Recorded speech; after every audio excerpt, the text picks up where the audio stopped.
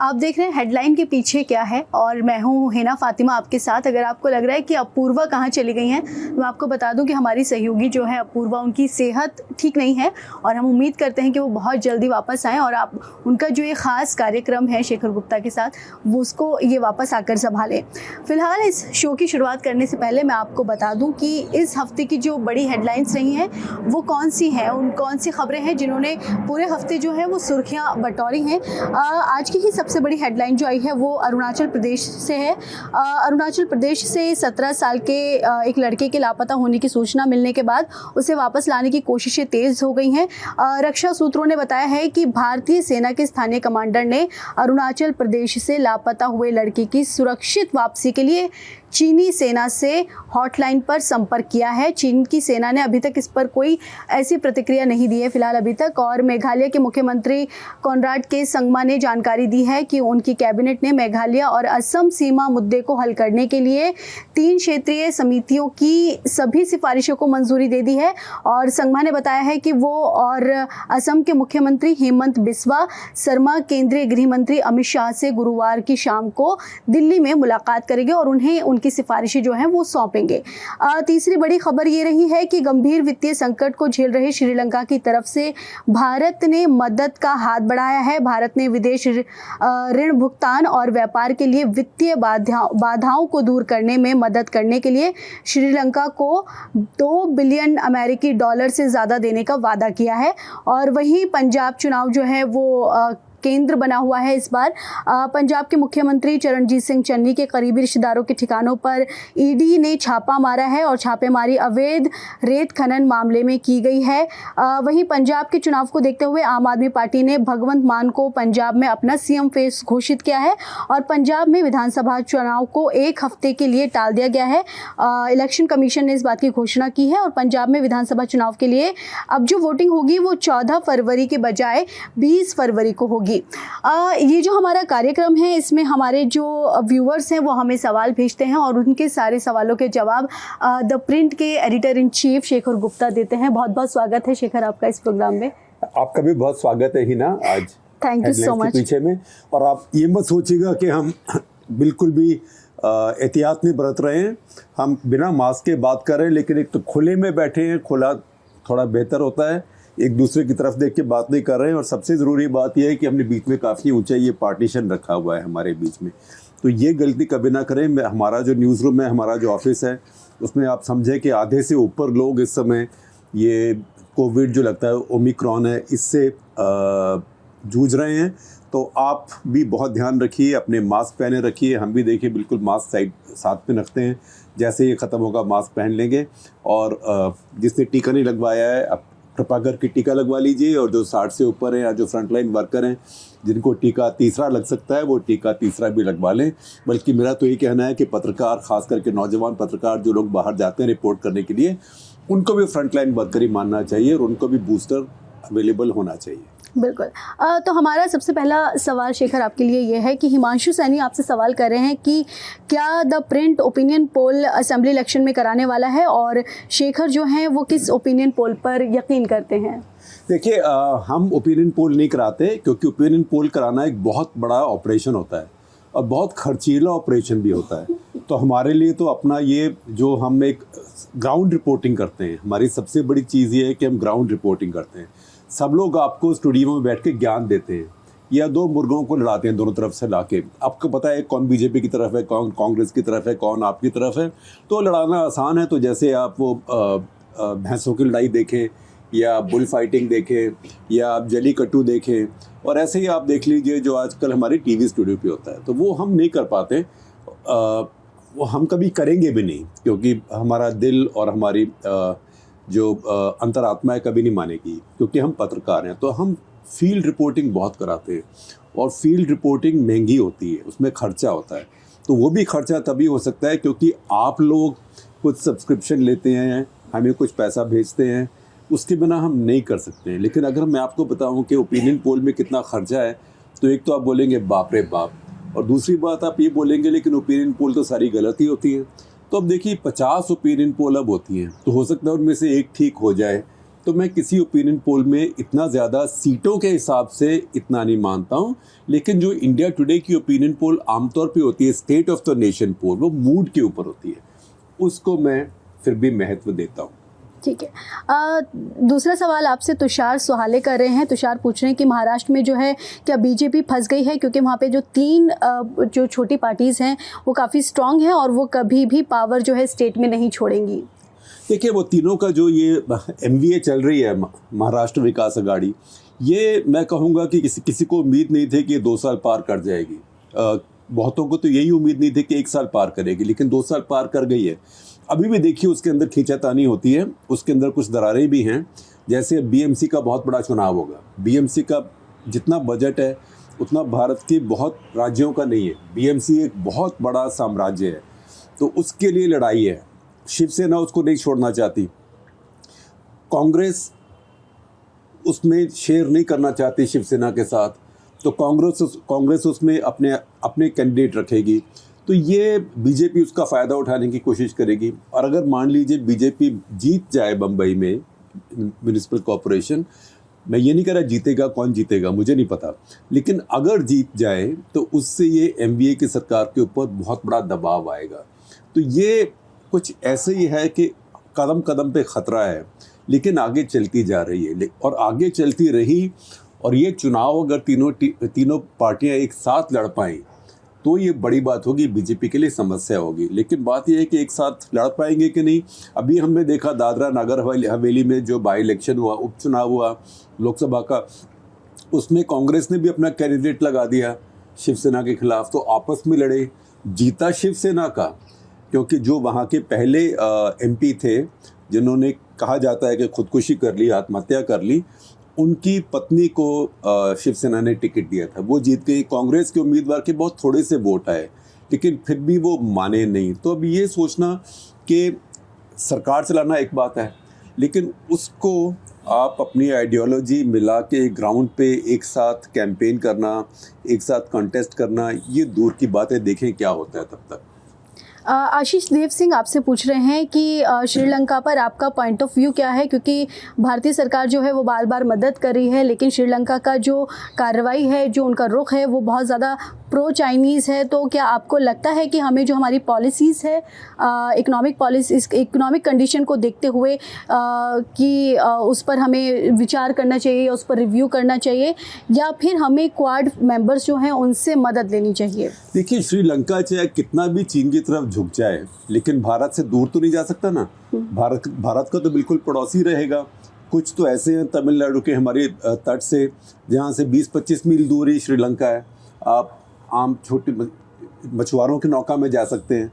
तो श्रीलंका भारत का बहुत नज़दीकी पड़ोसी है, तो ना श्रीलंका दूर जा सकता है, ना हमें उसे जाने देना चाहिए। हमें भी एक बड़े देश की तरह से छोटे के साथ इतनी जल्दी रूठ नहीं जाना चाहिए कि तुम अगर मुझको न चाहो तो कोई बात नहीं, तुम किसी और को चाहोगे तो मुश्किल होगी। तो ये सब देश खेल खेलते हैं। भारत भी एक खेल खेलता है। भारत भी एक खेल रूस एक तरफ रख के, अमेरिका एक तरफ रख के, हालांकि क्वाड का मेंबर है, लेकिन रूस से S-400 लिए, S-400 मिसाइल लिए, फिर बार बार पुतिन से बात करना। एक 3-वे समिट भी है जो पुतिन के इनिशिएटिव से शुरू हुई है, भारत, रूस और चीन की। तो ये देश जब अपने हित में काम करते हैं तो उनको टुची बातें छोड़ के आगे बढ़ना चाहिए।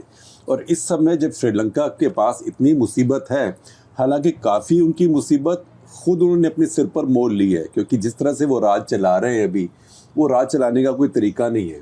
और अच्छा भला देश, उसकी अच्छी भली अर्थव्यवस्था थी। आप देखेंगे श्रीलंका में अभी भी जो उनकी पर कैपिटा इनकम है भारत से 2 गुनी से भी ज़्यादा है, लेकिन फिर भी उन्होंने भी अपनी गाड़ी अपने आप ही पंक्चर करी है। और उस सब के ऊपर एक नया भूत सवार हुआ है जो राजपक्षे साहब को अभी, कि जितनी श्रीलंका में खेती है, चाहे वो उन चीज़ों की खेती हो जो श्रीलंका की आमदनी का मेन ज़रिया है, जैसे कि मान लीजिए चाय, सबसे बड़ी बात चाय, इलायची और मसाले, वो उस सब को भी वो कहते हैं कि हम सिर्फ जैविक खेती करेंगे, ऑर्गेनिक खेती करेंगे।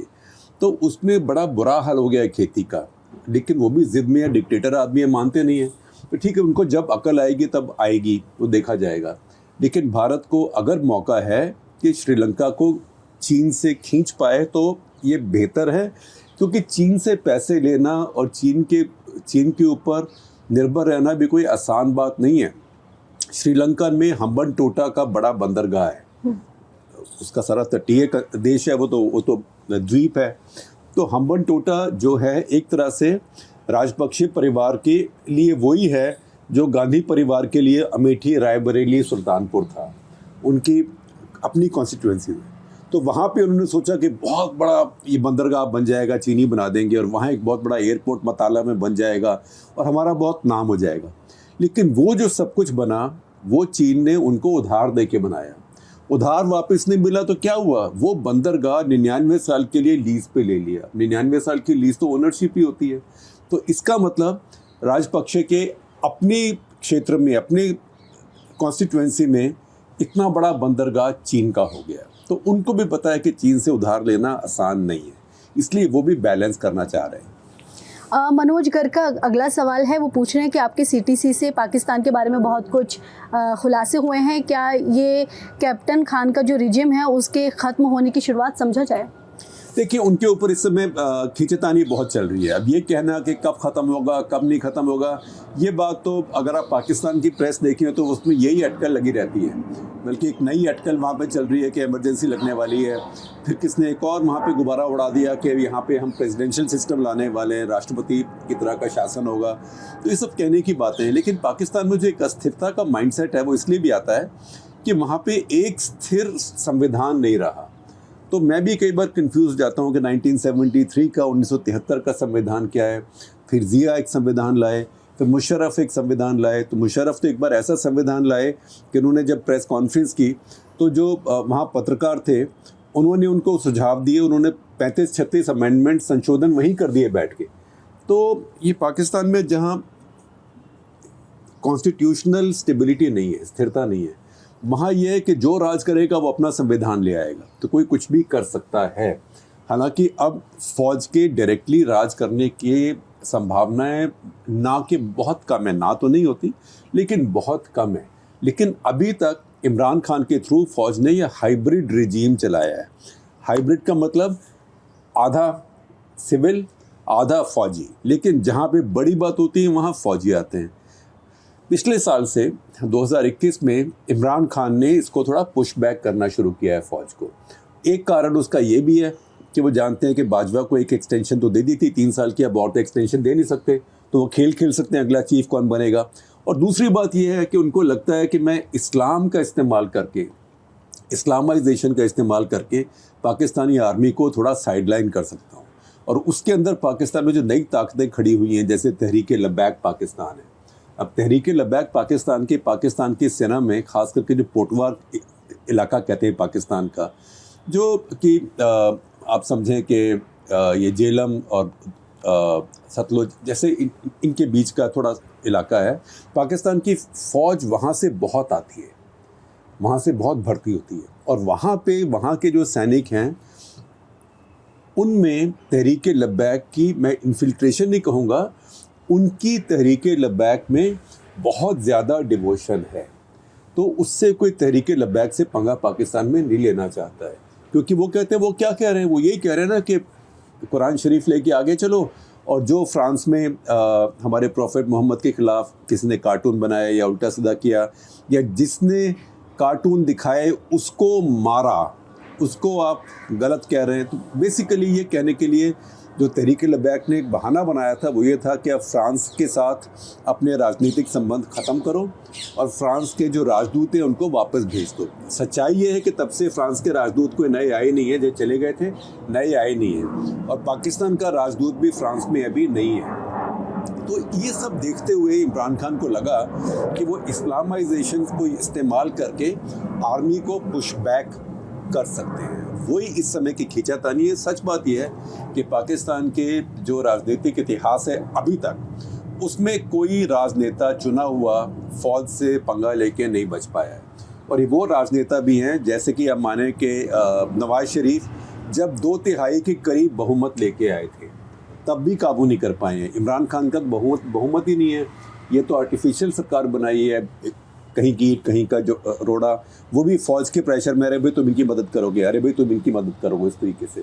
तो इसलिए वहाँ पाकिस्तान में जो है पॉलिटिकल जो स्पेकुलेशन है, जो वो एक तरह का फुल टाइम पेशा है।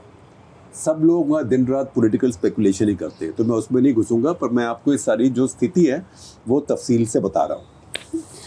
इंद्रानी बनर्जी बोल रही हैं कि thank you for such a wonderful programme.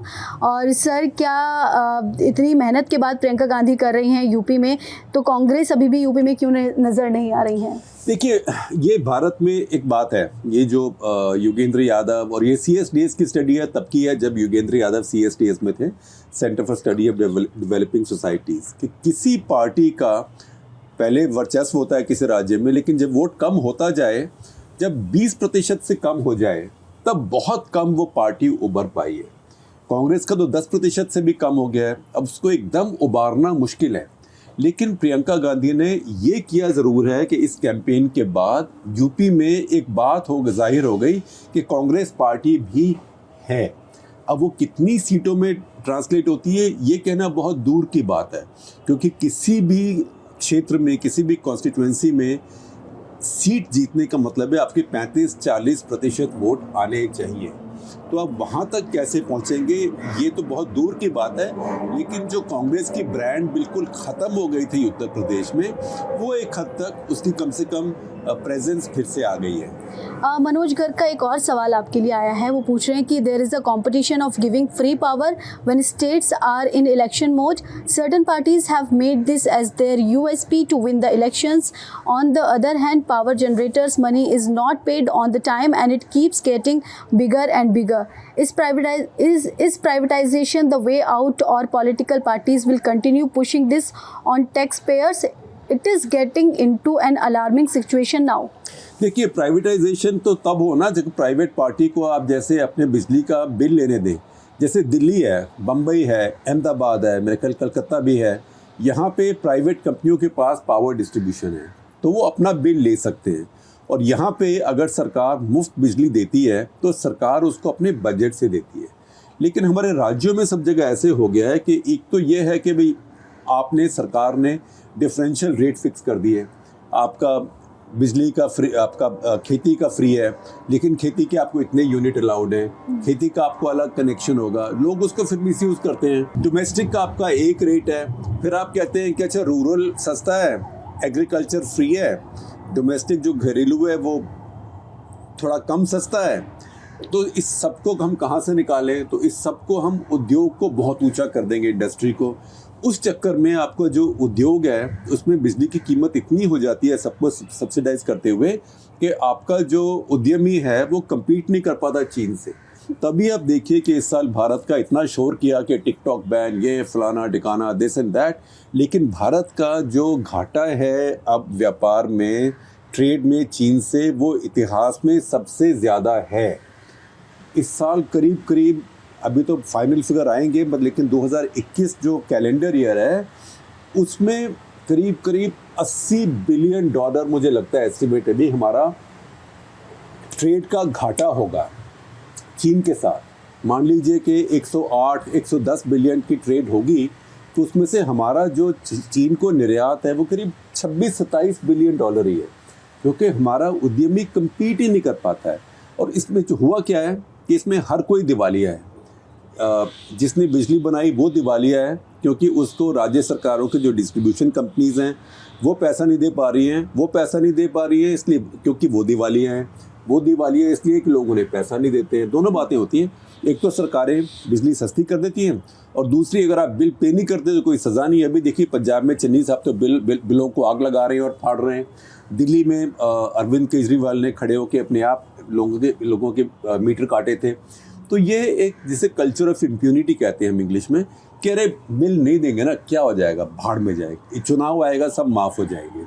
तो इस चक्कर में जितने लोग बिजली बनाने वाले दिवालिया हैं, बिजली जो ट्रांसमिशन वाले हैं वो दिवालिया हैं, बिजली बनाने वालों को जो ईंधन सप्लाई करते हैं, चाहे वो कोल सप्लाई करते हैं, चाहे वो गैस सप्लाई करते हैं, वो दिवालिया हैं क्योंकि उनको पैसे नहीं मिल रहे हैं। जिन बैंकों ने इन सबको उधार दिया अपने व्यापार शुरू करने के लिए, वो बैंक दिवालिया हैं क्योंकि कोई उन्हें पैसे वापस नहीं दे पा रहा। सिर्फ और जो लोग हैं उनको बिजली 6 घंटे पावर कट, 12 घंटे पावर कट, 18 घंटे पावर कट, और पावर आती है वोल्टेज ऊपर नीचे, आपका सब कुछ जल वल जाता है। तो ये सारा का सारा हमारा सिस्टम ख़राब है, और इस सिस्टम ख़राब होने की एक ही वजह है, वो है राजनीति, वो पॉलिटिक्स। तो जिस दिन हमारा वोटर ये बात समझ जाएगा कि उसको जब राजनेता कहता है कि मैं तुम्हें मुफ्त ये चीज़ दे रहा हूँ, मुफ्त बिजली दे रहा हूँ, तो वो उसकी जेब से निकाल के उसी को देता है, उसी की जेब काट के देता है। अपने घर में ही सेंध लग रही है। जब तक ये नहीं समझेगा वोटर, तब तक इसका कोई समाधान नहीं है। बिल्कुल। सूरज आपसे सवाल कर रहे हैं कि क्या यूरोप और यूएस जो है वो यूक्रेन को डिफेंड कर सकते हैं रशिया के खिलाफ? देखिए, कोई वहाँ पे आप सोचें कि यूरोप और यूएस की फौजियाँ आएंगी और रूस के साथ उनकी खुलेआम लड़ाई होगी, हज़ारों टैंक इस तरफ से, हज़ारों टैंक उस तरफ से, मिसाइल, ऐसा तो कॉमिक बुक्स में होता है या फिल्मों में होता है। तो ऐसा होना तो संभावना, अब असंभव कुछ नहीं होता, पर ऐसे होने की संभावना मैं कहूँगा ना के बराबर है। लेकिन ये ज़रूर है कि रूस इस समय सोचता है कि अमेरिका और यूरोप, क्योंकि वो अभी तालिबान से मुक्की खा के आए हैं अफ़गानिस्तान में, वो थके हुए हैं। वैसे भी बाइडेन एक तरह से थके हुए राष्ट्रपति लगते हैं, और यूरोप में किसी में लड़ने का दम नहीं है। आप वहाँ देखिए, अफ़गानिस्तान में भी उनकी सेना गई थी तो 10 से 5 तक ही काम करते थे, ब्रिटेन को छोड़ के। एक ब्रिटेन, थोड़ा बहुत फ्रांस, बाकी कोई लड़ने का दम नहीं है। तो उनको लगता है कि अगर हम यूक्रेन में पुश करते हैं, और यूक्रेन का एक बहुत ही पेचीदा इतिहास है, तो मैंने कर्तक कटर में उसकी चर्चा की थी। हम याद रखेंगे कि उसका एक लिंक आपको दे दें इस बार के हेडलाइंस के पीछे के साथ, कि आप उसको देख लें, क्योंकि पिछले 300-400 साल में यूक्रेन बहुत कम साल एक आज़ाद, स्वायत्त, सॉवरेन देश रहा है।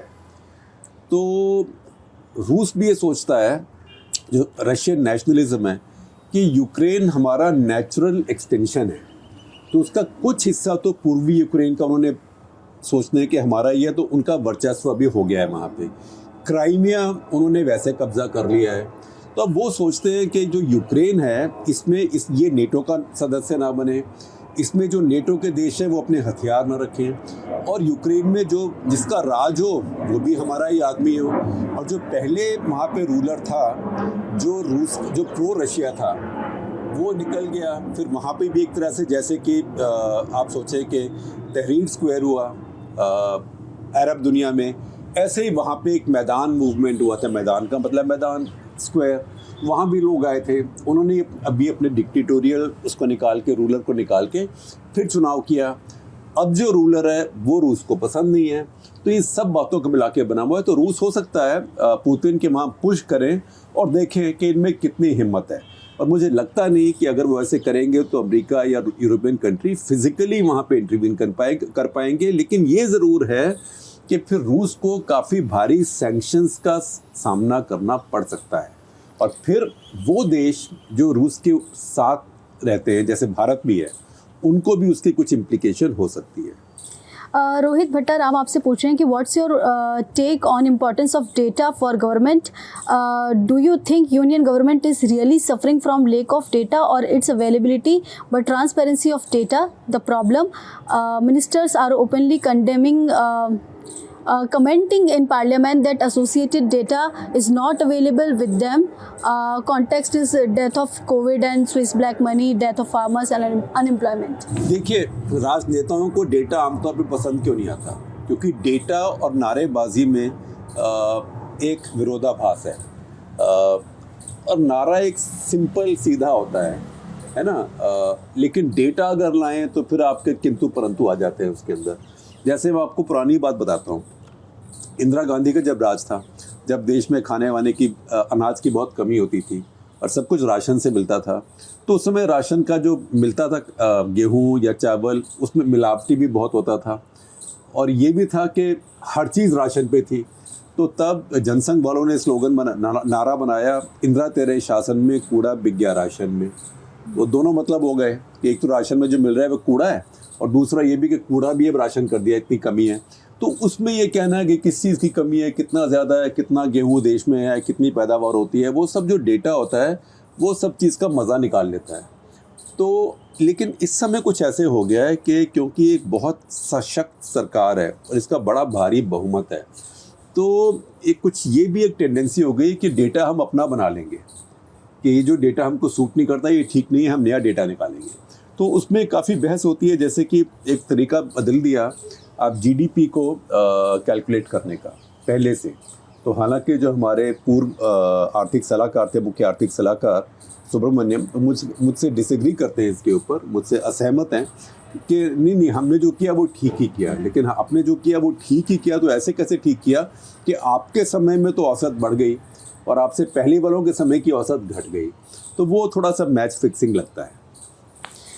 एम बिश्नोई आपसे सवाल कर रहे हैं कि hello Shekhar ji, since developed countries are transforming its auto sector from fuel to electric, where do you see India, whether we can adopt electric और hydrogen based vehicle easily? Also do you think that keeping import duties high for companies like Tesla would be beneficial for the country in long term? देखिए, काफ़ी भारत की कंपनियां हैं जो electric vehicles की तरफ जा रही हैं।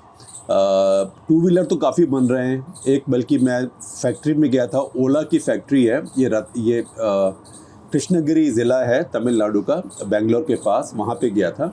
और मैं ये बता दूं कि ओला के जो फाउंडर हैं भाविश अग्रवाल, वो हमारे इन्वेस्टर भी हैं और बहुत ही बढ़िया इंसान है, नौजवान है। तो मैं ये डिस्क्लोजर भी कर दूं, कभी कोई बोले कि आप अपने इन्वेस्टर की तारीफ़ कर रहे हैं, लेकिन उन्होंने बहुत बड़ी फैक्ट्री बनाई है। वो दुनिया की सबसे बड़ी फैक्ट्री होने वाली है टू व्हीलर्स की। ऑलरेडी उन्होंने 1000 टू व्हीलर से ज़्यादा रोज़ बेचने शुरू कर दिए, सब इलेक्ट्रिक हैं। बल्कि उनके यहाँ मैं एक बार चला भी, वो शायद अगर हो सके तो मैं आपको फ़ोटो दिखाऊंगा भी।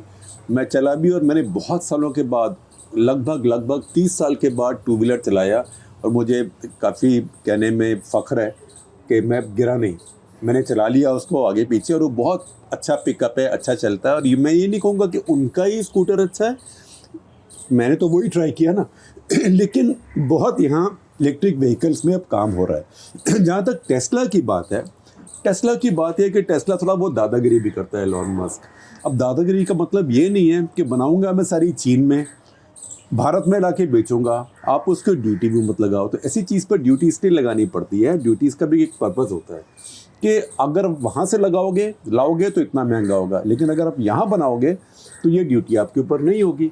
तो आप यहाँ पर क्यों नहीं बनाते हैं? हम अपनी नौकरियों को चीन में निर्यात क्यों करें, या चीन के नौकरियों का हम यहाँ पे आयात क्यों करें? हमको अपने यहाँ नौकरियाँ बनानी है, क्योंकि हमारा बाज़ार इतना बड़ा है। तो ये सब बातें, ये खींचातानी चलती रहती है। सौम्या तुतेजा आपसे सवाल कर रही हैं कि क्या आप, अगर पंजाब और गोवा हार जाती है तो क्या वो पार्टी का अंत होगा? क्योंकि दिल्ली में भी कोविड मिसमैनेजमेंट को लेकर उनकी काफ़ी ज़्यादा विरोध देखने को मिल रहा है उनके खिलाफ। देखिए, मैं नहीं समझता कि पंजाब और गोवा हारने से आम आदमी पार्टी को इतना बड़ा कोई नुकसान होगा। हाँ, उनमें से कोई जीत गए या उसमें बहुत अच्छा अगर उन्होंने कर दिया तो उनके लिए बहुत बड़ी बात होगी। अब थ्योरेटिकल बात है, लेकिन आप सोचें कि अगर आम आदमी पार्टी पंजाब और गोवा जीत जाए, 2 राज्य और, तो उनके 3 राज्यों में मुख्यमंत्री हो जाएंगे। फिर कांग्रेस पार्टी से ज़्यादा मुख्यमंत्री आम आदमी पार्टी के होंगे, क्योंकि कांग्रेस के फिर सिर्फ राजस्थान और छत्तीसगढ़ में रह जाएंगे। तो ये आम आदमी पार्टी के लिए बहुत बड़ा एक मौका है, लेकिन हारने का मतलब ये नहीं कि वो ख़त्म हो जाएंगे या बहुत बड़ा सेटबैक होगा। उनकी ऐसी इमेज भी है कि जिसको हम अंग्रेज़ी में बॉक्सिंग में कहते हैं पंचिंग अबव योर वेट। तो आप खुद तो 70 किलो के, 72 किलो के, लेकिन आप जाके बॉक्सिंग करें सुपर हैवी वेट 128, 132 किलो में, तो आम आदमी पार्टी का जाइंट किलर वाला भी एक इमेज है। तभी अरविंद केजरीवाल नरेंद्र मोदी के खिलाफ लड़ने चले गए थे 2014 में वाराणसी में। तो मैं नहीं समझता कि उनके लिए डाउन साइड है, और मैं ये भी नहीं मानता कि दिल्ली में उनकी जो लोकप्रियता है कोई इतनी कम हुई है। अब ये दिल्ली के जो म्यूनिसिपल कॉरपोरेशन चुनावों में क्या होगा वो अलग बात है, क्योंकि वहाँ पे बीजेपी आगे है। लेकिन दिल्ली जहाँ तक राज्य की बात है, वहाँ आम आदमी पार्टी अभी स्ट्रांग है। और लेकिन उसमें भी वही कहानी है जो कि बीजेपी की है। बीजेपी को वोट तब मिलता है जब नरेंद्र मोदी के लिए वोट हो, आम आदमी पार्टी को तब वोट मिलता है जबकि वो अरविंद केजरीवाल के लिए वोट हो। तो उनके पास भी वही चुनौती है जो नरेंद्र मोदी जी की राज्यों में होती है, कि मैं किसी और के लिए वोट ले सकता हूँ कि नहीं। स्वर्ण आदित्य रॉय आपसे पूछ रहे हैं कि BJP has added a lot of infrastructure to UP, does it improve any of its chances और everything about that state is about caste and religion, that is very dangerous trend if that's what matter at ground level. देखिए जी, cast से हम इतना क्यों घबराते हैं? Cast भी क्या है? कास्ट भी तो आइडेंटिटी है ना। तो हर देश में, हर डेमोक्रेसी में, हर लोकतंत्र में, चुनाव में आइडेंटिटी जो है वो बहुत बड़ी बात होती है। जो बाइडेन ने ट्रंप को क्यों हराया? क्योंकि आइडेंटिटी। तो जितने लोग हैं, ब्लैक्स हैं, जो एशियंस हैं, हिस्पैनिक हैं, माइनॉरिटीज़ हैं, उन सब ने तो डेमोक्रेट्स को वोट किया। और पिछली बार ट्रंप क्यों जीते थे? ट्रंप इसलिए जीते थे कि जो वाइट मिडिल क्लास है, वाइट क्रिश्चियन मिडिल क्लास, उन्होंने मिलके सब ने ट्रंप को वोट किए। तो ये आइडेंटिटी है, और ऐसे ही कास्ट भी हमारी आइडेंटिटी का हिस्सा है। तो जब तक वो रहेगा, और कास्ट जो ऊंची जाति वाला होता है, जिसको ऊंची जाति कहते हैं, उसके लिए कहना बहुत आसान है कि जात पात छोड़ दो, क्योंकि आपकी जात पात तो जाएगी नहीं, आप ऊंची जाति के रहेंगे। लेकिन जो आपके जाति का प्रिविलेज नहीं है, उसको जाति नहीं छोड़ती है। तो हर पार्टी को ये जाति का समीकरण देखना पड़ता है, और बीजेपी भी देखती है। अब आप देखें, आप कहें कि जो समाजवादी पार्टी का तो यादव या ओबीसी वोट बैंक है, मायावती का तो दलित वोट बैंक है, वो कास्टिज्म है। लेकिन अगर बीजेपी का अपर कास्ट वोट बैंक है, जो कि यूपी में 20% से ऊपर अपर कास्ट वोट है, तो वो भी तो कास्ट पॉलिटिक्स है, वो भी तो जाति पॉलिटिक्स है। तो सभी जाति की राजनीति करते हैं। एक बार मैंने मुलायम सिंह यादव से वॉक द टॉक में पूछा था कि आप जाति धर्म राजनीति में इतना इस्तेमाल क्यों करते हैं? तो उन्होंने कहा, देखिए ऐसे है कि ये जाति धर्म इस सबको भूल जाना राजनीति में, तो ऐसे होगा कि हम एकदम मार्क्सिस्ट बन गए। और अगर ऐसे राजनीति करेंगे तो राजनीति बहुत क्रूर हो जाएगी। तो ये बात मैं मानता हूँ कि इनसे राजनीति में एक सॉफ्टर एज भी आती है। नहीं तो सारी राजनीति फिर क्या है? शी जिनपिंग तो कहते हैं मैं चुनाव कराता हूँ, अब उनके खिलाफ कोई वोट दे के दिखाए। तो ये सब चीज़ें भी ज़रूरी हैं। करण बेदी सवाल आपसे कर रहे हैं कि thank you for taking my questions 2 weeks in a raw. This week I want to ask you regarding India's diplomacy and its relations with US. India procures S-400. India sells BrahMos to Philippines, which was jointly manufactured with Russia. India does not boycott China's Winter Olympics and also remains silent on Russia-Ukraine drama. Resume relations with Iran. Is India really an American ally? Does these things bother America? देखिए, America और Bharat allies हैं, strategic allies हैं, लेकिन strategic allies वहाँ तक हैं जहाँ तक कि एक दूसरे को स्ट्रेटेजिकली सूट करता है। अब अमेरिका चाहे जो भी कहे, सबसे बड़ा लैंड बॉर्डर जिस देश का रशिया चाइना के साथ है वो तो भारत है, और जिस देश का इतना बड़ा लैंड बॉर्डर चाइना के साथ है वो रशिया है। तो हम एक तरह से एक लैंड मास का हिस्सा है। तो हमारे लिए उससे दूर हो जाना, ये अटल जी कहते थे कि आप ज़िंदगी में कुछ भी चुन सकते हैं लेकिन अपने पड़ोसी नहीं चुन सकते। तो वो जो पड़ोस है हमारा, वो हमारा एक यथार्थ है। उस यथार्थ के हिसाब से हमें काम करना है। दूसरी बात, हर देश अपने हित में काम करता है। एलआई भी हो तो दूसरे के हित में काम नहीं करता है। और भारत के लिए, जैसे ईरान है, भारत और ईरान का सदियों का रिश्ता है, और ईरान और भारत में एक दूसरे के ऊपर एक कल्चर है, जो भी है, व्यापार है, लेकिन निर्भरता भी बहुत है बहुत चीज़ों की। और आप देखें कि भारत में बहुत शिया आबादी है। ईरान एक तरह से उनके लिए बहुत इम्पॉर्टेंट है। और ईरान ने कभी, हालांकि पीछे कुछ 1-2 स्टेटमेंट दिए थे ईरान ने, जब भारत ईरान की खींचातानी थी, पर वो भी इसलिए थी कि ईरान को लग रहा था कि भारत और अमेरिका बहुत नज़दीक आ रहे हैं। तो ये सब चीज़ें कनेक्टेड होती हैं कि इम्यून सिस्टम दुनिया में बना हुआ है। हर किसी को पता है कितना धक्का देना है और फिर खींचना है। तो और एक दूसरे की मदद भी करते हैं। देखिए, जब बाबरी मस्जिद वाला वाक़या हुआ भारत में, तो भारत के मुसलमान बहुत नाराज़ थे। तो उस समय रफसंजानी भारत आए और लखनऊ में इमाम बाड़ा में उन्होंने एक बहुत बड़ा भाषण दिया। कांग्रेगेशन था और भरे हुए थे लोग आए वहाँ पे उनके, और उन्होंने कहा कि आप लोग ये ध्यान रखें कि भारत के सेकुलरिज्म में आप सुरक्षित हैं। आप मुझे बताइए कि कौन से इस्लामिक देश का सबसे बड़ा नेता आके ऐसे आपके यहाँ बोलेगा? तो भारत ईरान को छोड़ नहीं सकता। और ईरान भारत को भी छोड़ नहीं सकता। और देखिए ईरान पाकिस्तान का भी पड़ोसी है, उनका बॉर्डर है, उनके भी इश्यूज़ आपस में हैं। ऐसे ही ईरान अफ़गानिस्तान का बहुत बड़ा पड़ोसी है, वहाँ भी इश्यूज़ हैं। काफ़ी हित ऐसे हैं अफ़गानिस्तान में जो भारत और ईरान के कॉमन हैं। तो इस सब को देखते हुए और दुनिया में अब एक बैलेंस आ रहा है, एक तरफ अमेरिका और उसका ग्रुप है और एक तरफ ये मैं कहूँगा कि चीन, रूस और ईरान जैसा ग्रुप बन रहा है। और भारत ज्योग्राफिकली इनके नज़दीक है, तो भारत को ये बैलेंस करना बहुत ज़रूरी है। ये कहने के बावजूद मैं ये भी ज़रूर कहूँगा कि ये बहुत हम ज़्यादा ही पागल हो गए कि हमने कहा कि चाइना में हम विंटर ओलंपिक्स को भी समर्थन करेंगे। वो कुछ बेगानी की शादी में अब्दुल्ला दीवाना वाला बात हो गई।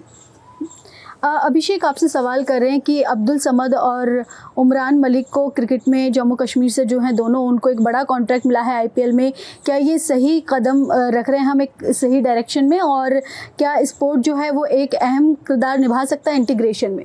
देखिए स्पोर्ट हर देश में अहम किरदार निभाता है इंटीग्रेशन में, क्योंकि और ख़ास करके आईपीएल।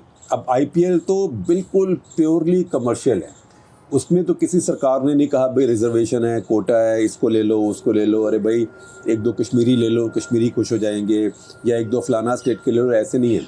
ये तो व्यापारी लोग हैं, इनका पैसा है और ये पैसा बिना बात खर्च नहीं करते हैं, तो उनको उनके अंदर कुछ नज़र आया तभी वो पैसा दे रहे हैं। और ये एक तरह से अच्छी बात है क्योंकि इससे सबका एक स्टेक बनता है देश में। तो मैं तो इस बात से बहुत खुश हूँ। उमरान मलिक का तो जो पेस है, ऐसा पेस बहुत कम लोगों को ऊपर वाला देता है, और जिसके पास ऐसा पेस हो, वो इमरान खान हमेशा कहते हैं, उन्होंने मुझसे इंटरव्यू में भी कहा कि peace is god given, if somebody has peace don't disturb. हमारे यहाँ कई बार करते हैं कोच के हर किसी को लाइन लेंथ करके उसका पेस कम कर देते हैं। तो मैं सोचता हूँ कि उमरान मलिक के साथ ये कोई ना करे। इरफान पठान ने डिस्कवर किया है उनको, और इरफान पठान का खुद का पेस गड़बड़ हो गया था, हो सकता है कोचिंग से ही हुआ हो, ओवर कोचिंग से।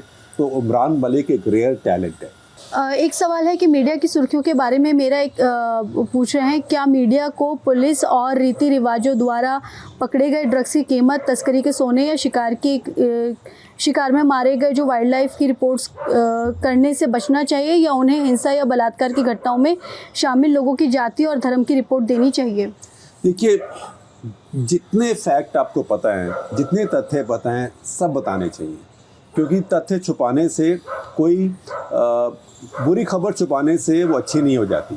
इसलिए लोगों को जितने तथ्य पता लगे उतना अच्छा है। जो अरुण शौरी हमको हमेशा कहते थे कि पत्रकारिता में आप क्या करते हैं, आप दुनिया बदल नहीं सकते हैं, लेकिन आप दुनिया को उठा के आईना दिखा सकते हैं, दर्पण दिखा सकते हैं। You can show the mirror.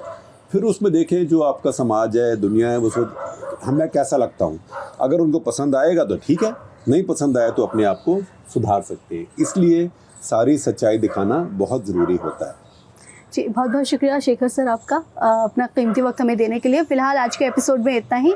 उम्मीद है कि अगले एपिसोड में अपूर्वा आपको यहाँ मिलेंगी, और आप सब लोग अपना ख्याल रखें, कोविड की जो गाइडलाइंस है सरकार की उसको फॉलो करें। और आप देखिए कि हिना फातिमा रोज़ शाम को हमारे यहाँ एक हिंदी में शो भी करती हैं। आज का मुद्दा आप उस पर भी नज़र रखिएगा, और हमारा जो हिंदी कंटेंट है उसको हम बहुत बढ़ा रहे हैं। अपनी सलाह हमें भेजते रहिए। हमारे यहाँ गौरव कुमार भी हैं जो घूम रहे हैं इस समय यूपी में, लोगों से बात करते हुए काफ़ी देखा जा रहा है। और भी चीज़ें हम बढ़ाएंगे, आप कृपा करके देखते रहिए और हमारे मेंबर बनिए। हमारे मेंबर यूट्यूब पे बनेंगे तो उसके बहुत बेनिफिट्स भी आपको हैं। बहुत बहुत शुक्रिया आप सभी का।